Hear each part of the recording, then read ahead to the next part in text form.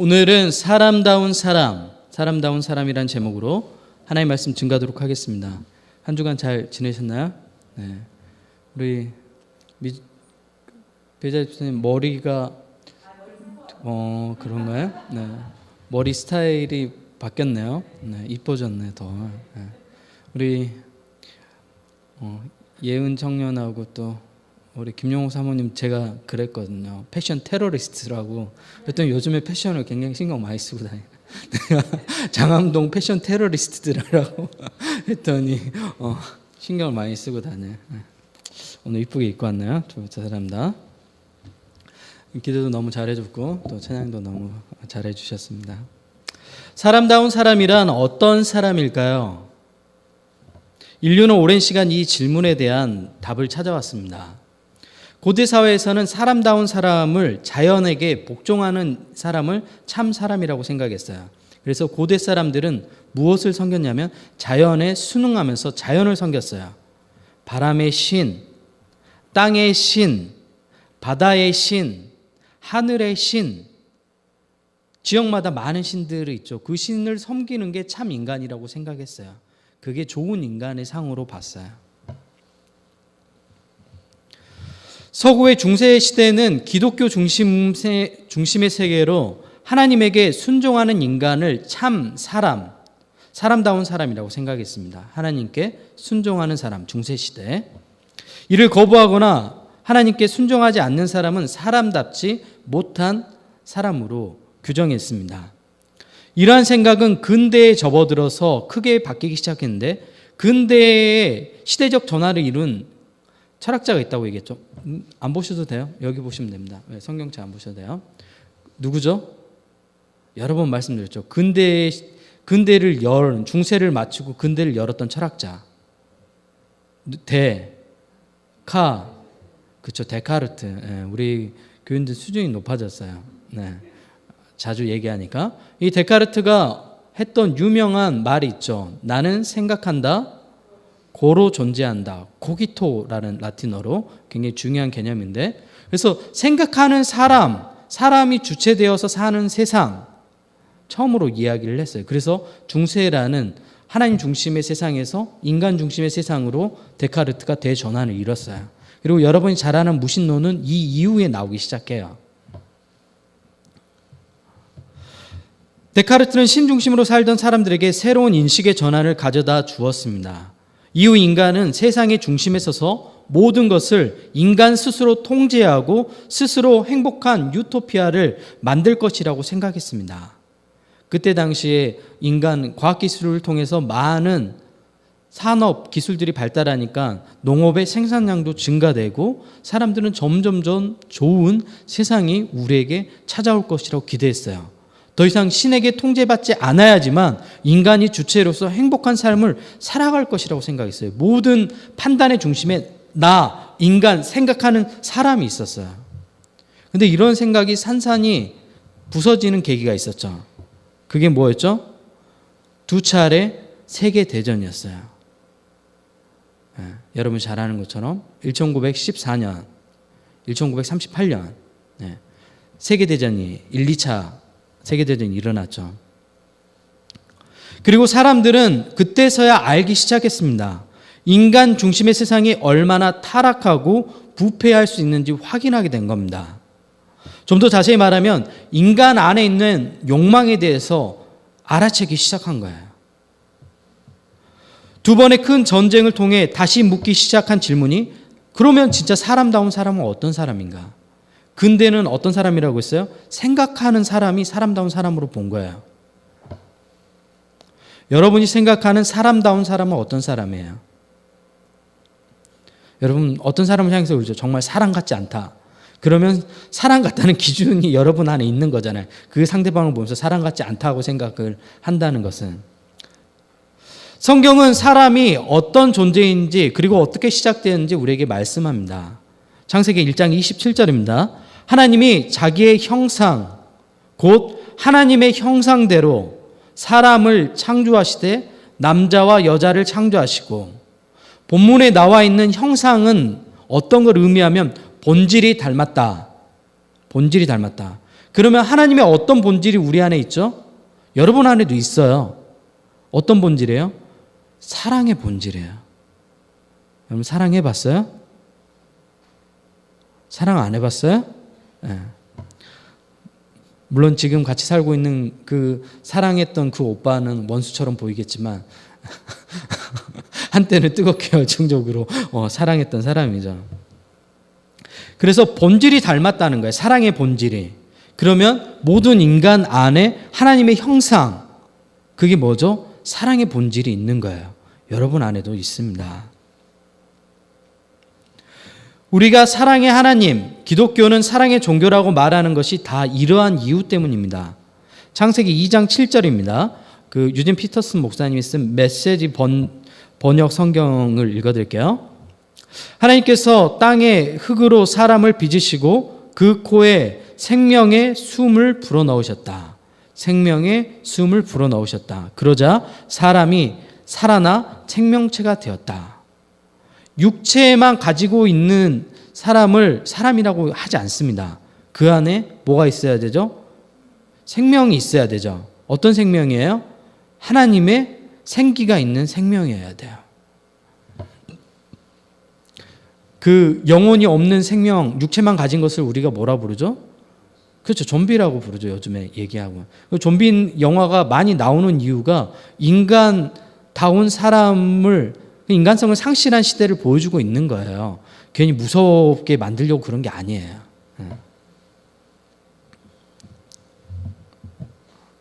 하나님께서 땅의 흙으로 사람을 빚으시고 그 코에 생명의 숨을 불어넣으시자 살아있는 존재, 생명이 되었습니다.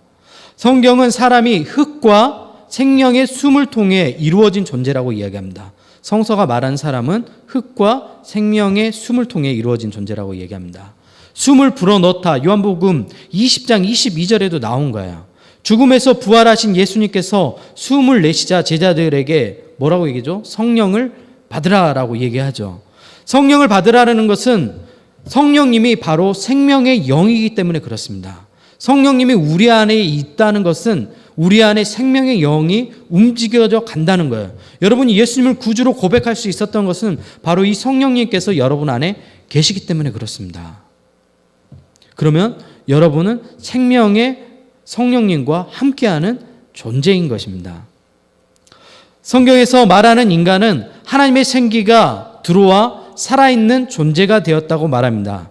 이처럼 인간 안에는 하나님의 생기가 있습니다. 여러분은 여러분 혼자만 있는 것이 아니라 여러분 안에는 하나님의 생기, 아까 다르게 얘기하면 하나님의 형상, 다르게 얘기하면 사랑의 본질이 여러분 안에 있습니다.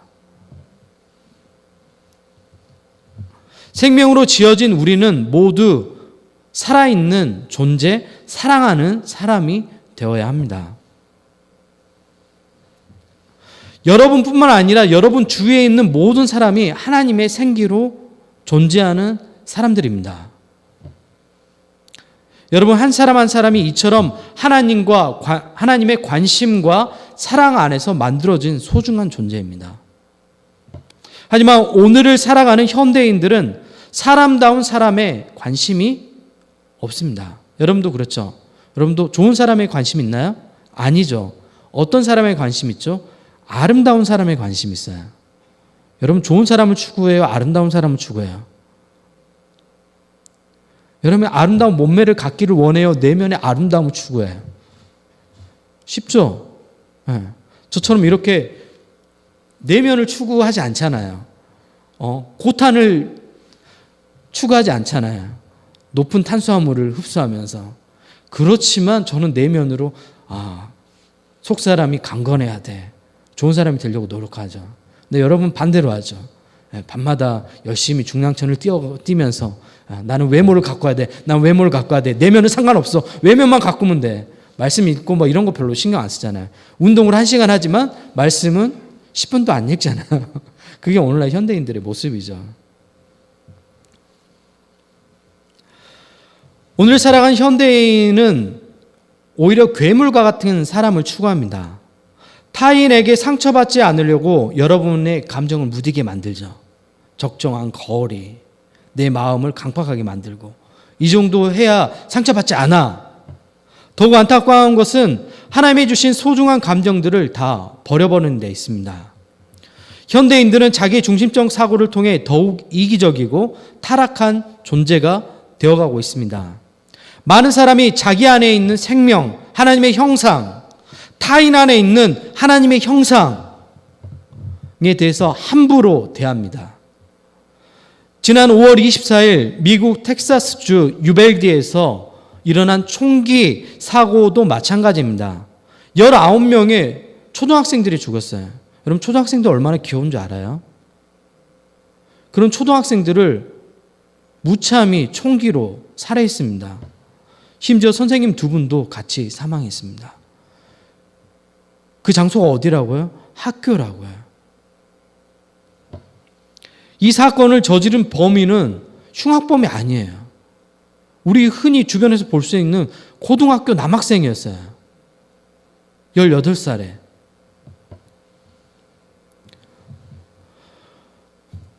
고교생 라모스는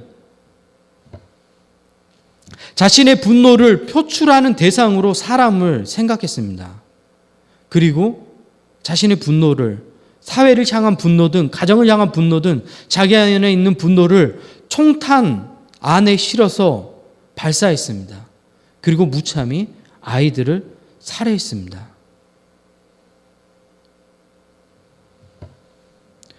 라모스가 가지고 있는 사람에 대한 인식, 어쩌면 오늘날 현대인들이 가지고 있는 사람에 대한 인식과 똑같습니다. 여러분 주변에서 많은 사람들이 사람들을 이용하고 소모품으로 대합니다. 직장에서도 마찬가지죠. 심지어 교회 안에서도 마찬가지예요. 목회자들이 성도들을 소모품으로 여겨요. 그리고 사용하다가 버려요. 많은 교회가 그렇습니다. 사람 안에는 하나님이 주신 생명과 그 안에 많은 가능성이 있습니다. 여러분 안에도 마찬가지죠. 하나님의 영이 여러분 안에 있다니까요. 하나님의 형상을 닮은 존재라니까요, 여러분이. 그리고 그 여러분 안에는 뭐가 있다고요? 가능성이 있다고요. 하지만 사람들은 이러한 가능성을 발견하지 못합니다. 왜죠? 대부분 환경에 매몰되기 때문에 그렇습니다. 여러분도 이런 경험들을 해보았을 겁니다. 다음 들려드릴 이야기는 교육학자 리브스의 동물 우화입니다. 동물들이 새로운 세계에 대비하기 위해 지속 가능한 사회를 만들기 위해 동물학교를 만들었습니다. 이곳에서는 변화를 대비하기 위해 수영, 달리기, 오르기, 날기 등 필수 과목으로 정했어요. 우리처럼 국영수 이런 것처럼. 따라서 모든 동물들은 반드시 이 과목들, 필수 과목, 수영, 달리기, 오르기, 날기를 반드시 이수해야 됐습니다. 오리는 수영에서 1등했습니다. 우등생이었어요. 하지만 오르기와 나르기에서는 낙제를 했습니다. 그런데 문제점은 선생님이 오르기와 달리기에서 낙제한 오리에게 보충 수업을 시켰습니다. 선생님의 강요 때문에 끊임없이 오르기와 달리기를 했습니다. 그 오르기와 달리기에 몰두하다 보니까 오리는 뭘 갖고 있어요? 물갈퀴가 갖고 있어요. 그 물갈퀴가 닳았어요. 그래서 수영마저도 제대로 하지 못하고 낙제하게 되었습니다. 토끼는 달리기를 잘했습니다. 하지만 수영에서 과락 점수를 받았습니다. 토끼들은 물을 무서워해요, 여러분. 이 바람에 강도 높은 보충 수업을 받아야 했습니다. 물에서 오랜 시간 지내다 보니까 다리가 퉁퉁 부었어요. 그래서 달리기조차 할 수 없게 되었습니다. 다람쥐는 오르기 과목은 잘했습니다. 하지만 날기 점수가 낙제였습니다. 그래서 보충 수업을 받았습니다. 날다람쥐도 아닌데 무리하게 날다 보니 다리까지 다쳐가지고 오르기 과목에서도 낙제 점수를 받았습니다. 왜 이렇게 슬프죠? 이야기들이. 한편 독수리는 반항아였습니다. 날기 수업에서는 1등을 하고 여러 과목에서 재능을 보였습니다. 하지만 아무리 선생님이 독촉해도 날기 수업 이외에는 도통 열의가 없었습니다. 성실하게 참여하지 않았기 때문에 그렇습니다. 결국 자신이 좋아하는 과목만 잘하고 고집하다가 학사 경고를 먹고 퇴학 위기에 내몰렸습니다. 결국 최우수 졸업생으로 뱀장어가 선택되었습니다. 수영, 달리기, 오르기, 날기 과목에서 최고의 점수를 받지 못했지만 과락받은 점수가 없었기 때문에 유일한 학생이었기 때문에 최우수상을 거머쥘 수 있었습니다. 교육학자 리부스가 이 동물우화 동물학교라는 책을 통해서 우리에게 이야기하는 것은 무엇이죠? 동물들은 각각 하나님께서 창조하신 대로 그 목적대로 살아갈 때 가장 우수한 능력을 발휘할 수 있다고 우리에게 들려주고 있는 것입니다. 다른 목적을 요구하거나 타고난 재주를 다른 곳에 쓴다면 아무런 힘도 발휘할 수 없게 된다는 것이 리부스의 이론입니다. 어쩌면 여러분도 이런 모습으로 살아가고 있지는 않나요? 여러분 주변에 있는 사람들에게 이런 모습을 요구하고 있지 않나요? 여러분의 자녀에게 이런 모습을 요구하고 있지 않습니까? 심리학에서 타인의 기대나 관심으로 인해 능률이 오르거나 결과가 좋아지는 현상을 피그말리온 현상이라고 얘기합니다. 효과라고 얘기해요. 피그말리온 효과. 그래서 쉽게 얘기하면 이런 거예요. 누군가한테 기대를 줘요. 넌 잘할 수 있을 것 같아. 넌 그 일을 해낼 수 있을 것 같아. 이렇게 아이들에게 기대를 해주잖아요. 그러면 그 아이가 그 기대에 부응하려고 더 열심히 하는 거예요. 이게 무슨 효과라고요? 피그말리온 효과래요. 실제로 교육 심리학에서 많이 사용하는 내용입니다.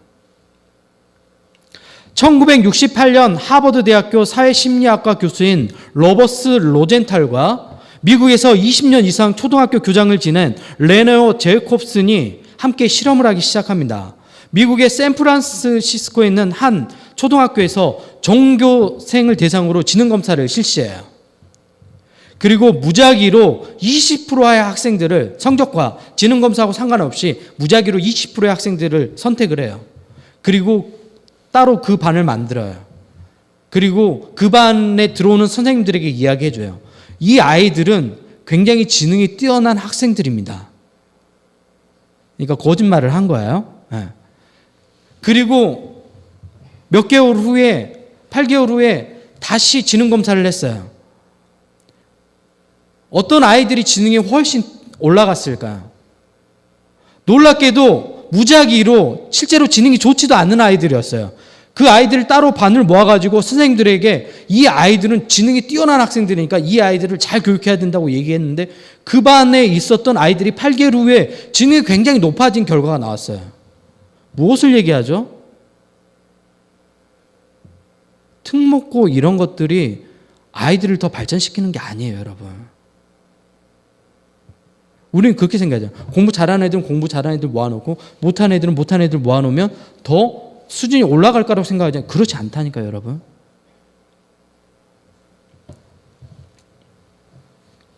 명단에 오른 학생들에 대한 교사의 기대와 격려가 중요한 요인이었어요.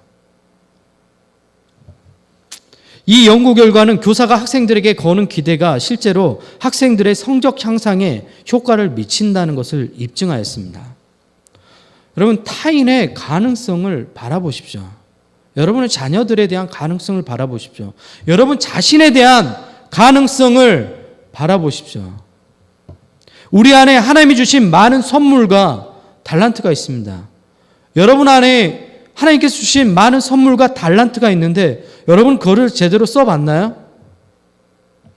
이 땅에 많은 사람들이 달란트를 땅에 묻어놓고 있습니다. 오늘날 현대의 많은 기독교인들이 달란트를 땅에 묻어놓고 있어요. 우리는 그 달란트 비유의 이야기를 들을 때마다 답답했죠. 아니 왜 한 달란트 받았다고 그 달란트를 묻어놓고 있냐고. 여러분 한 달란트는 어마어마한 액수예요, 여러분. 여러분 평생 벌어도 벌 수 없는 돈이에요. 그 재능을 왜 땅에다 묻어놓고 있었냐고요. 자기 안에 있는 재능을 발견하지 못했기 때문에 그렇습니다.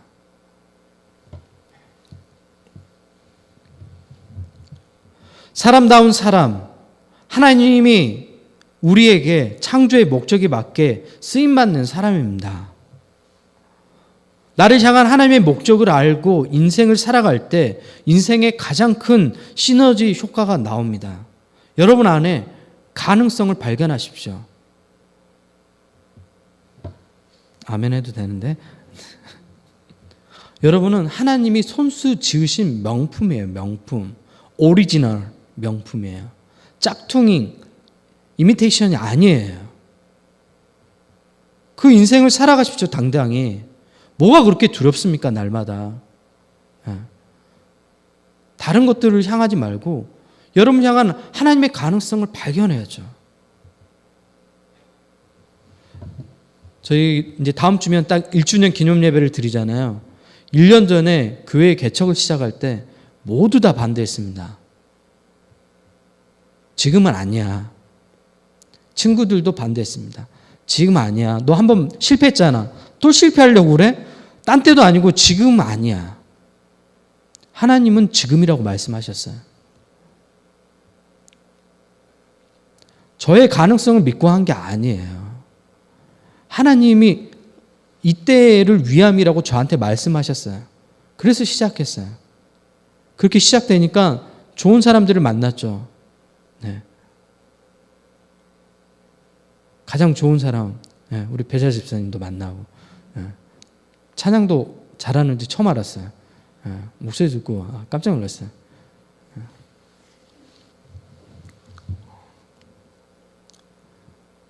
우리 영민 집사님도 만나고 새롭게. 우리 성진이는 오랫동안 함께했고 정현이도 함께했고. 그냥 성진이하고 정현이는 말하지 않고 있어도 그냥 마음을 잘 읽어요. 제 마음도 잘 읽고. 그래서 별 얘기 제 잔소리 잘 안 하잖아요. 필요한 얘기만 하고. 우리 예은이한테 잔소리 굉장히 많이 하죠.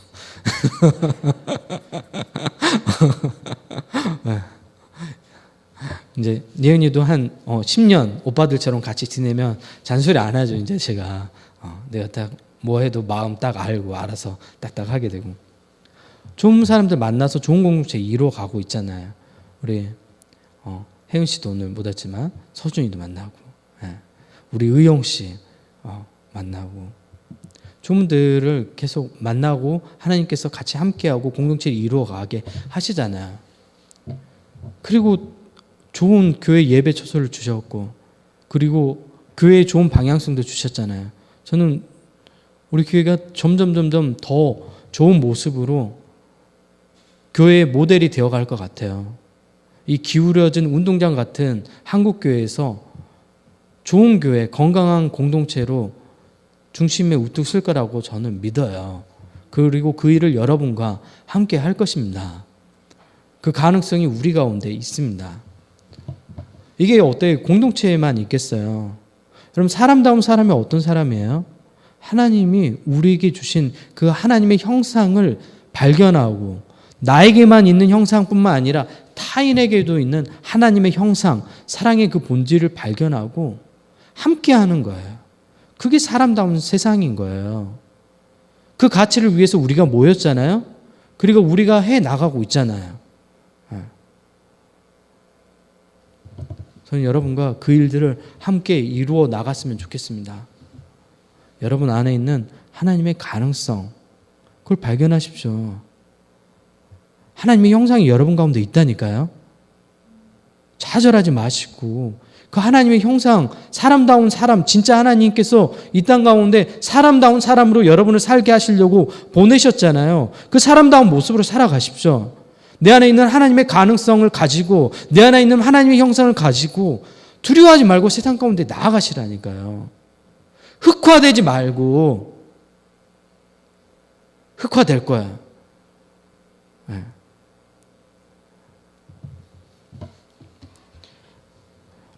어제 김주원이 흑화될 거야 얘기하더라고요.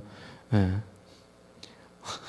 나의 해방일지에서 김주원 여자 주인공이 흑화되려고 했다고 얘기하더라고요. 근데 딱 그 마침 그때 구씨가 연락이 온 거야. 스포하면 안 되겠죠. 안 본 사람 있죠. 여기까지만 얘기해야 되겠어. 그때 자기 흑화되려고 했던 거 모든 걸 멈추고 사람다움을 붙잡고 다시 살아가게 되잖아요. 하물며 드라마에서 여자 주인공도 그런데 우리는 하나님의 자녀잖아요. 근데 무슨 세상을 닮아간다고 얘기하고 세상을 향해서 가려고 하고 세상적인 방법 취하려고 하고 그렇게 안 해도 충분히 세상에서 승리할 수 있어요, 여러분. 하나님을 신뢰하고 나아가십시오. 그리고 그 길에서 열심히 달려가면 돼요. 걱정하지 말아요. 저 보세요. 저 같은 사람도 잘 달려가잖아요. 예.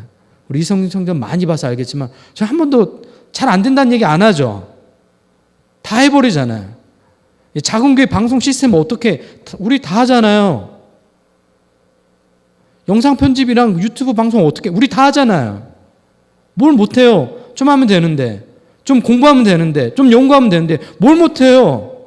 제가 뭐 이과 계열의 사람 아니에요. 전 문과 계열의 사람이잖아요. 지극히 책만 들여다보는 그런 전형적인 문과의 사람이에요. 제가 뭘 알겠어요. 엔지니어는 뭐 알겠어요. 테크니션도 아니고. 근데 다 해버리잖아요.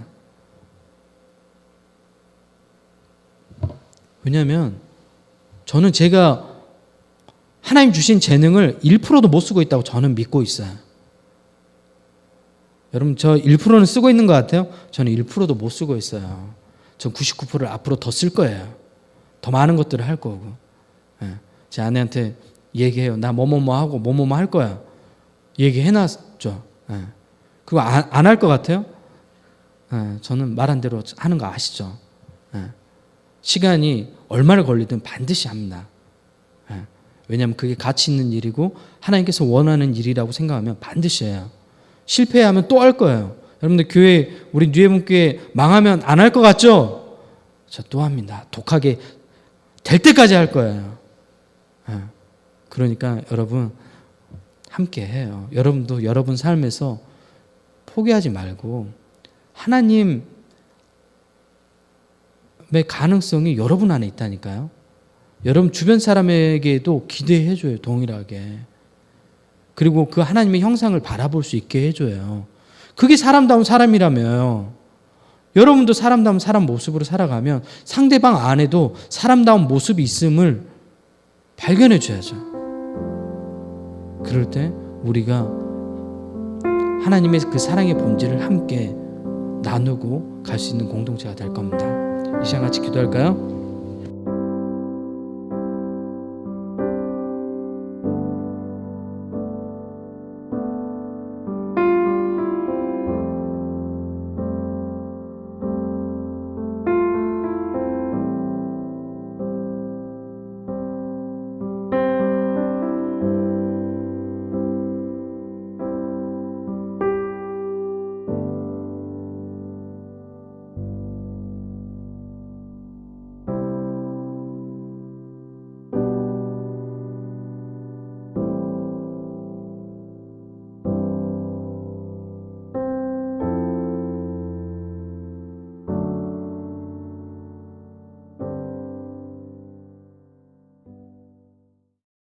유해분교회 성도 여러분, 한 주간 잘 지내셨나요?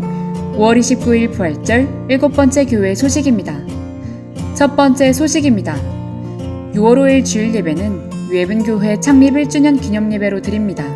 이날은 특별히 나그네 교회 조선아 목사님을 초청해 말씀을 듣습니다. 많은 참여 바랍니다. 두 번째 소식입니다. 오늘 예배 후 오후 1시 30분부터 큐티 세미나가 진행됩니다. 참여하지 못한 분들은 교회 유튜브 채널에서 다시 볼 수 있습니다. 세 번째 소식입니다. 6월 8일부터 코로나19로 인해 중단한 수요 성경 공부를 다시 시작합니다. 많은 참여 바랍니다. 네 번째 소식입니다. 온라인 헌금은 재정 투명성을 위해 헌금 종류와 실명으로 교회 카카오뱅크 계좌에 헌금해 주세요. 예수께서 서서 외쳐 이르시되 누구든지 목마르거든 내게로 와서 마시라. 나를 믿는 자는 성경의 이름과 같이 그 배에서 생수의 강이 흘러나오리라 하시니 이는 그를 믿는 자들이 받을 성령을 가리켜 말씀하신 것이라. 한 주도 신앙의 일상을 회복하는 유해분교회 성도 여러분 모두가 되시길 바랍니다.